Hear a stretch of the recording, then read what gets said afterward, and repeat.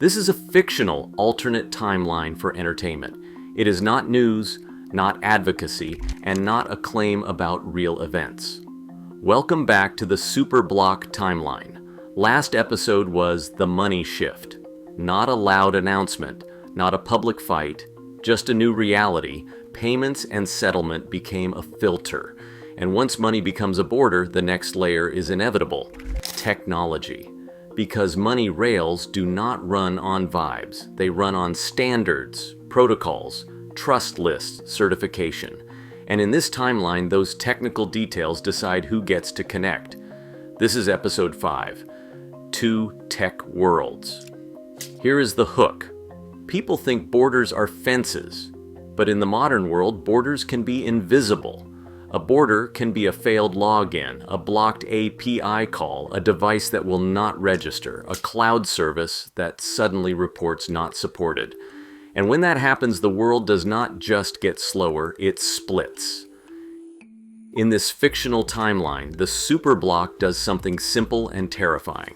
It standardizes technology across a massive economic zone: cybersecurity rules, telecom standards, cloud procurement requirements, encryption compliance, hardware certification, software supply chain verification. And it frames this as safety, stability, efficiency. And here is the uncomfortable truth. Those can all be true, and it can still become leverage. Because if a block defines what trusted means, then trusted becomes the gate. Now let's make it human. Picture a resident, normal life. Phone, apps, payments, streaming, work logins, school portals, the usual. Then one day, something small breaks. A banking app updates and asks for a new verification method.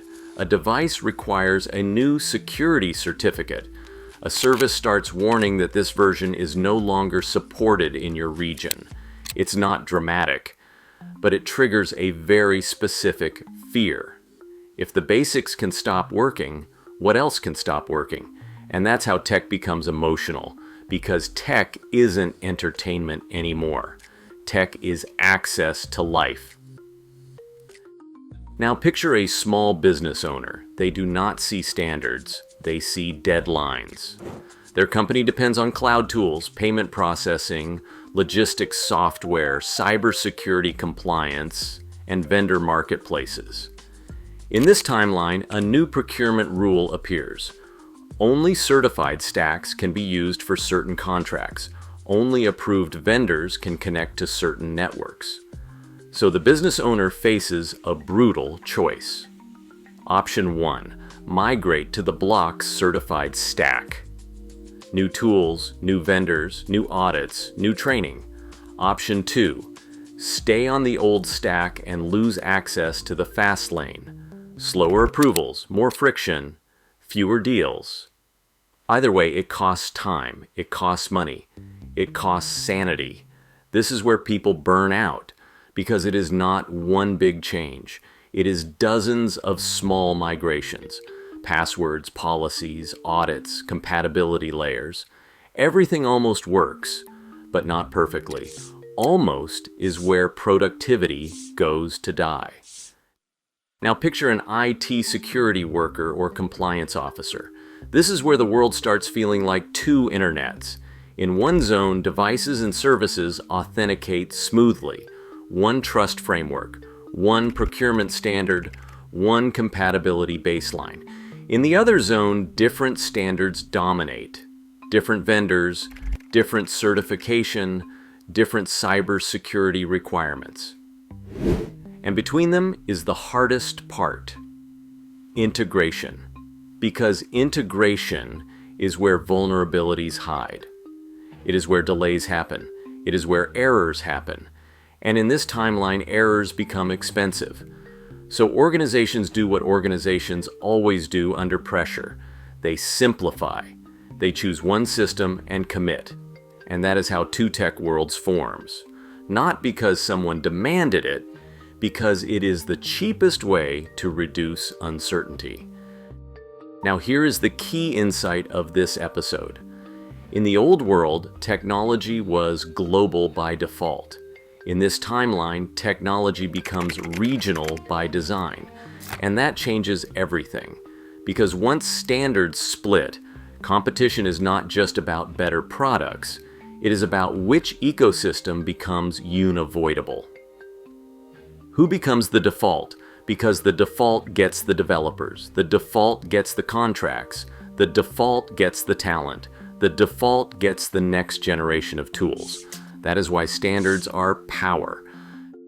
Now, what does the super block gain here? 4 things. First, it reduces internal friction. If everyone uses compatible systems, projects move faster. Second, it increases internal security, or at least it increases uniformity, which is easier to protect. Third, it strengthens domestic industry. Local vendors win procurement. Local platforms scale faster. Fourth, it gains leverage over outsiders. Not through threats, through requirements. Because if you want access, you must comply. And compliance means adopting the block's standards. Now, what happens outside the block? Outsiders face 4 pressures too. First, costs rise. They need adapters, audits, legal reviews, and extra cybersecurity checks. Second, speed drops. Review becomes the default state for cross-system interactions. Third, innovation slows in the short term. Teams spend time migrating instead of creating. Fourth, trust breaks. Everyone begins to suspect the other system is unsafe. And once trust breaks, cooperation becomes expensive. Now, what about America? In this fictional timeline, America sees the tech split as a red alert. Tech isn't just business. Tech is infrastructure. So America responds with 3 moves. First move, double down on its own standard setting with partners. If you can't control the other system, you make your own system stronger. Second move, secure the supply chain. Hardware, chips, firmware, cybersecurity tools. If standards split, the weakest link becomes the attack surface. Third move, compete for developers and platforms. Whoever owns the developer ecosystem controls the future. And now we get to the emotional core. Residents don't care about standards. They care about whether their life feels smooth or glitchy. Small businesses don't care about geopolitical narratives. They care about whether their tools work on Monday morning. IT and security workers don't care about slogans. They care about compatibility, patch cycles, and whether a new rule will break everything overnight. And this is where the timeline gets tense, because 2 tech worlds create a new kind of pressure, fear of dependence. If your system depends on the other system, you're exposed. If your devices rely on their components, you're exposed.